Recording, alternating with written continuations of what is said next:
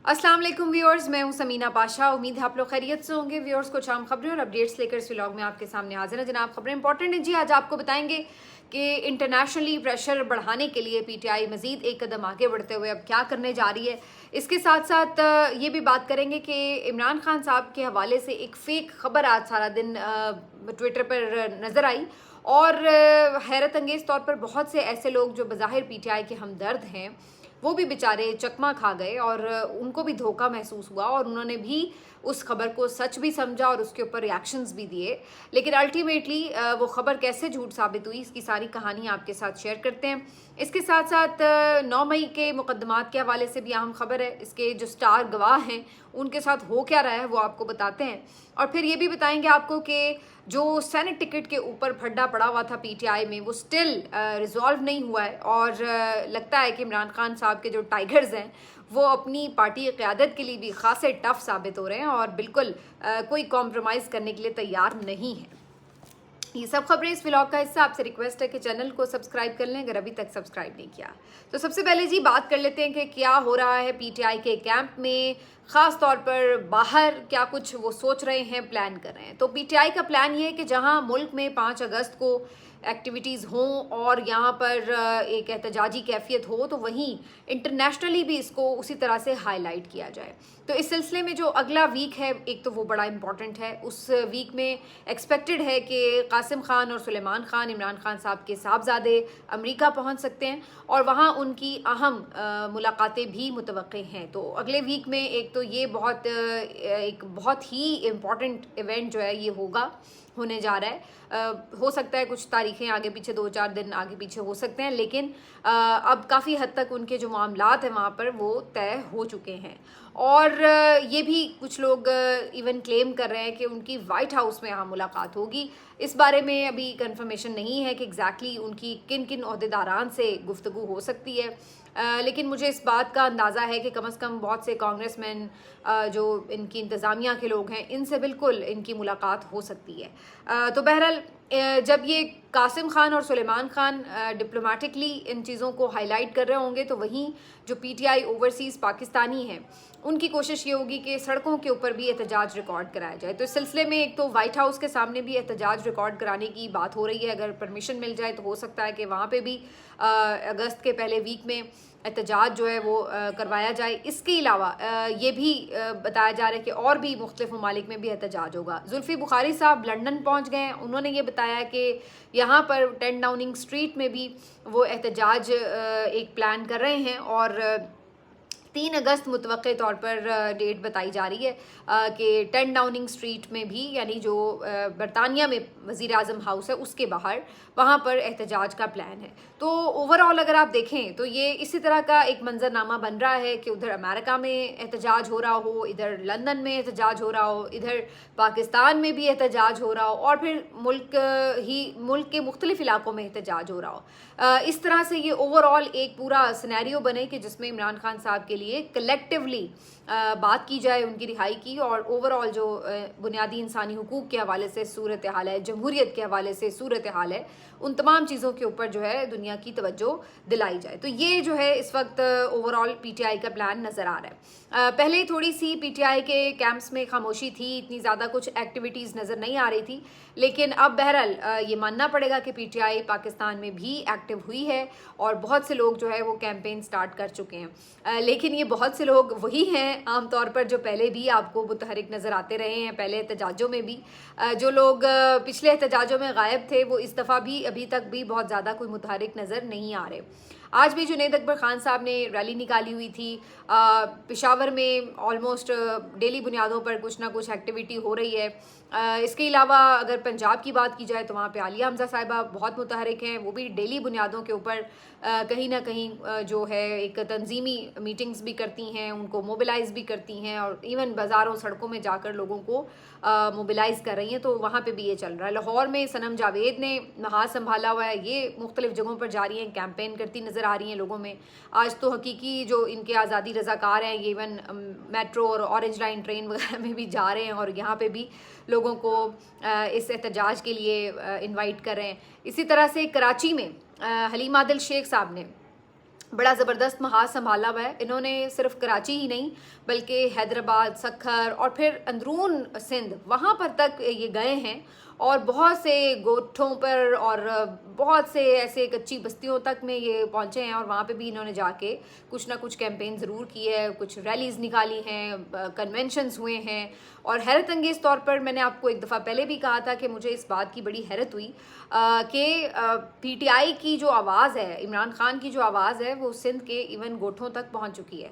और वहाँ गोठों के अगर आप जहन में कुछ वो बनाए ना मंजर, तो इस तरह का बनता है कि जैसे शायद वहाँ लोगों को इतनी पॉलिटिकल मेचोरिटी ना हो या शायद बहुत ज़्यादा वो भुट्टो के अलावा कुछ सोचते नहीं हैं या इस तरह की कोई चीज़। लेकिन आयरॉनिकली अब काफ़ी ज़्यादा वहाँ पे हमें सिंध में पाकिस्तान तहरीक इंसाफ की सपोर्ट भी नज़र आ रही है। जीडीए और जो कॉमपरस जमातें ज़ाहिर है वो भी वहाँ पे एग्जिस्ट करती हैं तो उनकी भी सपोर्ट है, लेकिन पीटीआई की वहाँ पे जो सपोर्ट नज़र आती है वो काफ़ी हैरान करती है। जबकि अगर आप देखें ओवरऑल तो पीटीआई में जो मरकज़ी क़यादत रही है इनकी, उनकी बड़ी कम तवज्जो रह सकी है अनफॉर्चुनेटली सिंध की तरफ।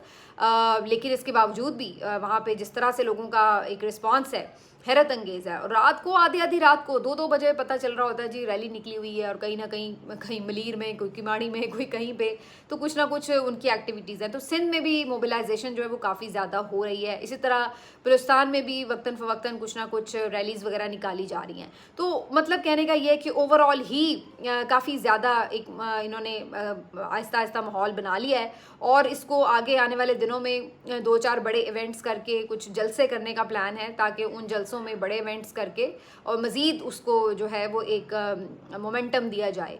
तो लेट्स सी कि ये आगे अब किस तरह बढ़ता है मामला। फ़िलहाल तो ये सेनेट इंतखाबात भी हैं बीच में, तो उस वजह से भी फंसे हुए हैं। मेरा ख्याल है जैसे ही ये सेनेट इंतखाबात वाला मामला ओवर होगा तो उसके बाद तवज्जो जो है वो ज़रा तहरीक की तरफ प्रॉपरली हो सकेगी।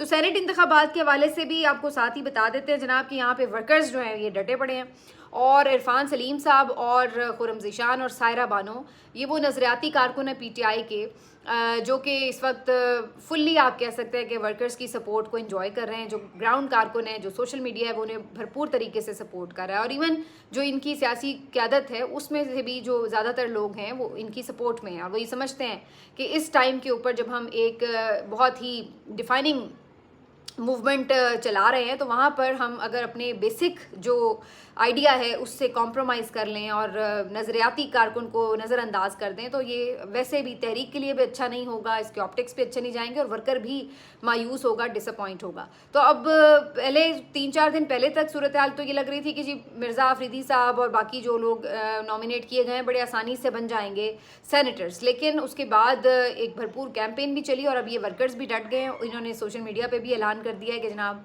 बिल्कुल लाउड एंड क्लियर है सूरत हाल, हम बिल्कुल भी सरेंडर नहीं करेंगे। ये खुरम ज़ीशान साहब ने और इरफान सलीम साहब ने बता दिया है। वज़ीर आला हाउस में 2-3 मीटिंग्स हुई हैं और इन मीटिंग्स में डेडलॉक बरकरार है। ख़बरें ये आ रही हैं कि अली अमीन गंडापुर साहब, शेख वकास अकरम और आज़म सवाती और शायद एक आध कोई और इनकी सपोर्ट में है कि मिर्ज़ा अफरीदी और जो लिस्ट फाइनल हुई है वही आगे सेनेटर्स के लिए बढ़ें, जबकि दूसरी तरफ बाकी जो ज़्यादातर लोग हैं वो समझते हैं कि इन लोगों को आगे बढ़ना चाहिए। इसी वजह से इनको अभी तक कायल नहीं कर सकी क़यादत कि आप दस्तबरदार हो जाए। इन्होंने दस्तबरदार होने से इनकार कर दिया है। मैं आपको बता दूं कि अगर ये दस्तबरदार हो जाएं तो फिर जो पीटीआई ने नाम फाइनल किए हैं और अगर ऑपोजिशन के साथ उनकी एडजस्टमेंट हो जाती है तो फिर आराम से वो 5 लोग जो हैं वो बिला मुकाबला मुंतखब हो जाएंगे और उनके नोटिफिकेशन जारी कर दिए जाएंगे। लेकिन अगर ये लोग दस्तबरदार नहीं होते तो फिर बात इलेक्शन की तरफ जाएगी और अब तो ये भी महसूस हो रहा है कि इनको अंदर से ही यानी पाकिस्तान तहरीक इंसाफ के MPs की तरफ से यकीन दहानियाँ हैं या कोई सपोर्ट का एक इशारा ज़रूर मौजूद है कि अगर इलेक्शन की तरफ सूरत हाल जाएगी तो इन लोगों को वोट किया जा सकता है, जिसकी बुनियाद के ऊपर ये भी सेनेटर्स बन सकते हैं। तो ये एक बड़े दिलचस्प सूरत हाल होगी कि अगर पार्टी के अंदर ही इस बात पे इख्तिलाफ राय हो और इस वजह से इलेक्शन की तरफ जाया जाए। बाकी जो बिला मुकाबला इंतखाब है उसके ऊपर मैंने डिटेल में पिछले व्लॉग में बात की, आप देख सकते हैं मेरी उस पर राय क्या है। लेकिन ये अब सारा मामला जो है वो काफ़ी ज़्यादा इंटरेस्टिंग भी हो गया है और अभी तक भी इसका डेडलॉक ख़त्म नहीं हुआ। मुमकिन है कि जब तक मैं आपसे ये बात कर रही हूँ या जब तक आप व्लॉग देखें मामला कोई फाइनल हो जाए और कोई ख़बर आ जाए। मेरा अंदाज़ा यही है कि इस मामले पर ये वर्कर्स जो हैं वो अब पीछे नहीं हटेंगे, क्योंकि अब जो पूरा एक तवज्जो का मरकज़ बन चुका है ये सारा मामला, तो उसमें सोशल मीडिया भी इनको सपोर्ट कर रहा है और जो ग्राउंड वर्कर है वो इनके साथ है। तो ये एक इंटरेस्टिंग पॉइंट जो है वो बन चुका है। इमरान खान साहब के हवाले से एक पोस्टर सा बना हुआ था फेक न्यूज़ का, और कुछ इंग्लिश में था और कुछ उर्दू में भी थे, और ऐसा लग रहा था कि कुछ अननोन किसी अकाउंट से या वेबसाइट से या किसी अननोन सोर्स से ये बनाए गए हैं। और उसमें तहरीर यूँ लिखी हुई थी कि जी इमरान खान साहब ने कहा है कि मुझ पर जेल में इस कदर सख्तियाँ कर दी गई हैं, इतने कड़े हालात में मैं हूँ कि मैं सरवाइव नहीं कर सकूंगा और मैं बर्दाश्त नहीं कर सकूंगा, और मुझे लगता है कि ये कड़े हालात सहते सहते मैं दुनिया से चला जाऊंगा। ये एग्जैक्ट वर्ड्स थे कि मैं कड़े हालात सहते हुए बर्दाश्त करते हुए दुनिया से चला जाऊंगा। अब ये जो फेक सा एक पोस्टर था, एक जगह दूसरी जगह कुछ सीनियर लोगों ने भी इसको पोस्ट कर दिया सोशल मीडिया के अकाउंट से, तो उससे हुआ ये कि वो लगा कि जी शायद सही है, और फिर बहुत से जो सोशल मीडिया के एक्टिविस्ट हैं उन्होंने भी पोस्ट करना शुरू कर दिया और उसके ऊपर बात भी करनी शुरू कर दी कि देखिए जी खान तो ये बात कर रहा है तो उसकी इस तरह से हालत है, और ये देखें ये हो गया वो हो गया। ये बात तो अपनी जगह दुरुस्त है कि इमरान खान साहब की जान को ख़तरा है, और ये बात तो उनकी फैमिली भी कह रही है। उनके यानी जो ओवरऑल हमारे मुल्क के हालात हैं उसकी वजह से ये कोई ऐसी हमारे लिए वो बात नहीं है, अनहोनी बात। हमें पता है कि उनकी जान को ख़तरा हो सकता है, और ये हमने देखा है अपने मुल्क में जो वज़राए आज़मों के साथ हुआ है। लेकिन जो जहाँ तक ये स्टेटमेंट की बात है कि ये स्टेटमेंट तो मैंने इस स्टेटमेंट को जब पढ़ा तो मुझे देखते ही एहसास हो गया कि ये स्टेटमेंट इमरान खान साहब का हो नहीं सकता। उसकी वजह ये है कि इमरान खान साहब एक तो पहले तो जल्दी कभी मुश्किलात का जिक्र नहीं करते, और अगर बिल फर्ज कर भी दें तो वो ये कभी भी नहीं कहते कि बस जी ये मुश्किलात तो मेरे से बहुत अब बर्दाश्त नहीं हो रही और मैं तो बस गया, और ये वो कभी भी इतनी मायूसी की और कमज़ोरी की बात कर ही नहीं सकते।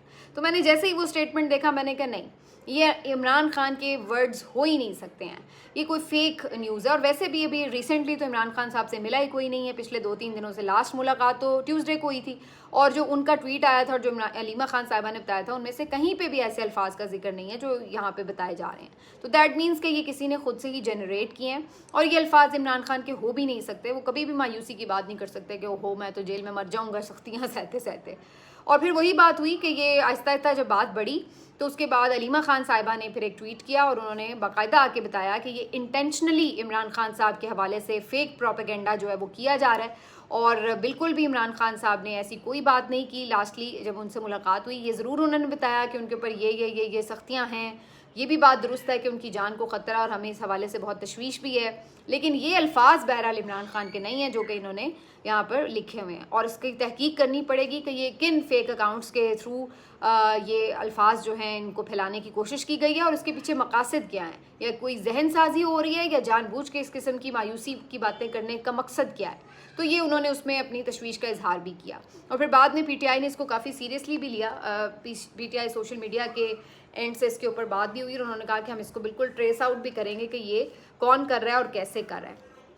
तो ये जो सारी कहानी है मेरा ख्याल है कोई इतना मसला ही नहीं है। इमरान खान साहब को जो लोग जानते हैं और जो उनके बारे में समझ सकते हैं उनकी पर्सनालिटी को, उनके लिए ये अंदाज़ा लगाना कोई मुश्किल बात नहीं है कि इमरान खान साहब इस तरह की एक मायूसी वाली बातें कर ही नहीं सकते।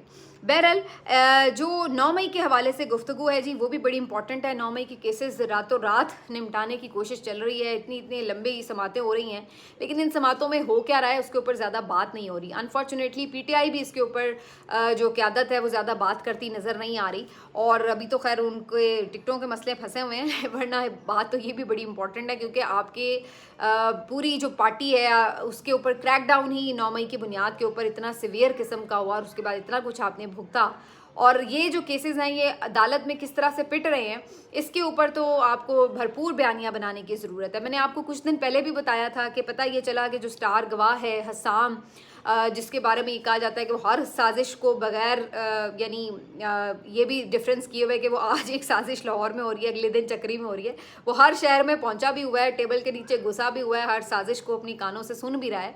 तो उस स्टार गवाह के बारे में ये पता चला था कि जनाब वो साहब तो उस दिन ड्यूटी पर ही मौजूद नहीं थे और ड्यूटी रजिस्टर में उनकी हाजिरी नहीं थी उस दिन। ठीक है जी, तो एक तो ये पता चला। फिर एक और गवाह के बारे में आपको मैंने बताया था, जो कोर्ट रिपोर्टर्स हैं जो कवर कर रहे हैं वहाँ पे, वो ज़ाहिर इस पे आके बताते हैं। तो उन्होंने ये बताया कि यास्मीन राशिद साहिबा ने एक दो मरतबा कुरान की आयात का हवाला दिया, जब कि झूठी गवाही के हवाले से अल्लाह ताला ने क्या फरमाया, तो वो डर गया गवाह और वो जो है मुनारिफ हो गया, उसने गवाही नहीं दी। तो अब तीसरी खबर ये भी पता चली है कि गवाह जो है वो आ नहीं रहा अदालत में, आके गवाही देने के लिए तैयार नहीं है और इवन उसके वारंट जारी किए गए हैं जज की तरफ से। आप अंदाज़ा लगाएं कि इन्होंने वो गवाह जिनकी बुनियाद के ऊपर 200 से ज़्यादा मुकदमात बनाए हुए हैं, पूरी की पूरी लीडरशिप के ऊपर मुकदमात बनाए हुए हैं और 20 मुकदमात बनाए हुए हैं, उन गवाहों की हालत क्या है कि वो कुरान की आयतें सुनते हैं तो उसके बाद मुँह से कुछ बोल नहीं पाते हैं, गवाही देने से ऐसे भाग रहे हैं कि उनके वारंट जारी करने पड़े हैं। और आज एक और ख़बर ये मिली कि जनाब एक गवाह को इंस्पेक्टर मुनीर नामी, वो उम्रे पे गया हुआ था और जब उसको लाइनअप किया वीडियो लिंक के थ्रू कि भाई आओ जाके गवाही दो, तो जब उसको ये कहा, अब उसने वहाँ पे एहराम पहना हुआ है, ताज़ा ताज़ा उम्रा किया है, कुछ शायद थोड़ी सी ईमान की रमक बाकी हो उसके दिल में, तो जनाब जब उससे पूछा गया कि भाई आपने क्या देखा और इससे पहले ये आप हलफ लें कि जनाब आपने आप पे कहर अल्लाह का नाजिर हो अगर आप झूठ बोले, वो कहते हैं ना कि शुरू में कि जी हलफ दिया जाता है कि जो कहूँगा सच कहूँगा, तो वो जनाब वो जब हलफ उसने देना था, अब उस जाहिर है अगर ईमान की ज़रा सी भी हरारत बाकी हो तो जहाँ पे आप खड़े हों वहाँ पे आप ये कैसे अल्फाज कहें कि या अल्लाह मेरे ऊपर कहर नाजिल होकर मैं झूठ बोल रहा हूँ। तो इसका मतलब आप झूठ बोल रहे थे, झूठ बोलने के लिए तैयार थे और आपने झूठ बोलना था, इसीलिए आपको खौफे खुदा आ गया क्योंकि आप खाना खुदा के सामने खड़े थे। और अगर आप वहाँ ना खड़े होते तो यहाँ पटर पटर फटर फटर झूठ बोल रहे होते और लोगों को यहाँ पे ज़िंदगियों को आप दाव पे लगा देते, किसी को सज़ाएं हो जाती आपकी झूठी गवाहियों की वजह से। तो उसने वो कहने से इनकार कर दिया कि जनाब मैं नहीं कहता ये अल्फाज। इससे आप अंदाज़ा लगा लें कि जो आपका 9 मई का पूरा बयानिया बनाया हुआ है वो किस तरह से ज़मी बोस हो रहा है अदालतों के अंदर। जो जरा होती है वहाँ पे इनके अल्फाज यूं कांपना शुरू हो जाते हैं, टांगे कांपनी शुरू हो जाती हैं गवाहों की जब जरा होती है, क्योंकि झूठ के पाँव नहीं होते। तो जब खुली अदालतों में ये चीज़ें डिस्कस होती हैं तो फिर किस तरह आपके ये केसेस जो हैं वो सर्वाइव करेंगे। अब ये जब आपके स्टार गवाही फारिग हो गए तो फिर इमरान खान के ऊपर जो बनाए हुए केस है, इमरान खान पे क्या केस है, यही ना कि जो उन्होंने साजिश की थी, वो मास्टरमाइंड है, मरकज़ी किरदार हैं। तो जब ना वहाँ पे बंदा मौजूद है तो क्या आपके पास सबूत है कि जी उसने कोई साजिश की है या नहीं की है। और फिर इसी तरह से बाकी जो आपकी पूरी लीडरशिप है पीटीआई की, उसके हवाले से भी यही बात। तो ये सारी जो चीज़ें हैं, इससे पता चलता है कि जो 9 मई का बयानिया पूरा बनाया गया था वो किस तरह से अदालतों में एक्सपोज हो रहा है और उसकी बुनियाद के ऊपर आपने पूरी पार्टी को उड़ा के रख दिया और इतने लोगों पे जुल्म सितम किए। 2-2 साल से लोगों को आपने इवन जमानतें तक नहीं दी, ये सब आपने किया। लोगों के घर आपने फलांगे, चादर चार दीवारी के तकद्दुस आपने पामाल किए, ख़वातीन नहीं देखी, औरतें नहीं देखी, बच्चे नहीं देखे, बुजुर्ग नहीं देखे। आपने दे केस पे केस, दे केस पे केस, जिस पे बस चला आपने उसको धर लिया। किसी को मिलिट्री कोर्ट के आगे फेंक दिया तो किसी को आपने ऐसे गुमनामियों में उनके ट्रायल्स किए और ये सब आपने एक तमाशा लगाए रखा 2 साल। और इन दी एंड क्या निकल रहा है इनमें से, तो ये सारी चीज़ें हैं। अब बहरहाल जी इसके ऊपर अभी पीटीआई की आदत तो बहुत मसरूफ़ है, वो तो शायद ज़्यादा बेचारी बात नहीं अभी कर सकती, लेकिन जो हकीकत है, जो कोर्ट रिपोर्टर्स बता रहे हैं वो तो जाहिर सी बात है, रिपोर्ट तो होगा कि असल में हुआ क्या है। तो ये जी सारी सूरत हाल है। ख़बर वैसे एक मैंने आपसे और शेयर करनी थी, एक स्कैंडल कोहिस्तान स्कैंडल के नाम से बहुत चल रहा था। केपी का कोई एक्साइज इंस्पेक्टर है जिसके पास से बड़ी कोई रकम बरामद हुई है और अरबों रुपए बरामद हुए हैं और उसका जो पूरा नज़ला है वो गिराने की कोशिश की जा रही थी कि जी केपी हुकूमत जो है वो इस पूरी करप्शन में मुलविस है और अली अमीन के नाक के नीचे ये सब हो रहा है और ये जी साफ चली और शफाफ चली ये वो। बाद में जब उसको ज़रा आप इन्वेस्टिगेट करें तो पता ये चलता है कि अली अमीन ने ही बेसिकली ये जो करप्शन का कोई सिरा लगा, क्लू मिला तो उन्होंने इस पे इन्वेस्टिगेशन के लिए आगे कहा। उन्हें पता भी था, 1-2 इंटरव्यूज़ में वो इसका जिक्र भी कर चुके हैं। और ये जो मामला भी है अरबों का खाने पीने का, ये भी कोई इस अभी रिसेंट कोई इंसिडेंट नहीं है, ये मामला जो है वो ज़रा पीछे का है। तो अभी बहरहाल इसके ऊपर फर्दर इन्वेस्टिगेशन और ज़रा फैक्ट सामने आ जाएं तो इसके ऊपर बात करते हैं। लेकिन आप होशरुबा दास्तानें सुन के करप्शन की ना अपना सर पीट लेते हैं कि ये वो मुल्क है कि जहाँ पर आपके मुल्क में आधी आबादी जो है वो अपना खाना पूरा नहीं कर पा रही और यहाँ पे बाबू जो हैं वो इस तरीके से आपको लूट रहे हैं, आपके टैक्स के पैसों को लूट रहे हैं, और उन्होंने किस कदर दौलत बना ली और इदारे इसके ऊपर बिल्कुल खामोश बैठे हुए हैं। कोई पूछगछ ही नहीं है किसी की कि जनाब ये हो क्या रहा है। ये है अफसोसनाक मरहला कि ये सब उस वक्त हो रहा है जब आपका मुल्क जो है वो किस हाल में है कि आपके जो अवाम है वो बेचारे 2 वक्त की रोटी के लिए तरस रहे हैं। और ऐसे में जो अशराफिया है उनके लल्ले तलल्ले आप देखें, उनकी करप्शन आप देखें, उनकी प्रायोरिटीज़ आप देखें, तो आप कहते हैं कि यार हम किधर आ गए। मिलते हैं आपसे अगले वीडियो में, अपना ख्याल रखिए, अल्लाह हाफिज़।